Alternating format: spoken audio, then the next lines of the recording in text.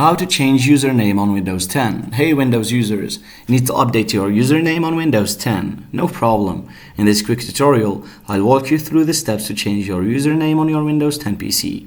Let's get started. Click on the Start menu and select the gear icon to open Settings. In the Settings window, select Accounts. In the left slider bar, choose your info. Under your account, click on Manage My Microsoft Account. This will open your Microsoft account settings in your default web browser.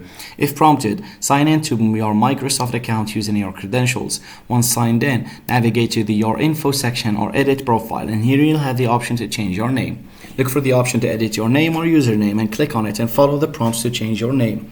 After making the necessary changes, be sure to save them. Sign out of your Microsoft account and restart your computer to apply the changes. And there you have it. By following these simple steps, you can easily change your username on Windows 10 and enjoy your updated profile. Thanks for watching. If you found this tutorial helpful, don't forget to subscribe for more useful tips and tricks for Windows 10. Hit the like button and share the video with your friends. See you in the next one.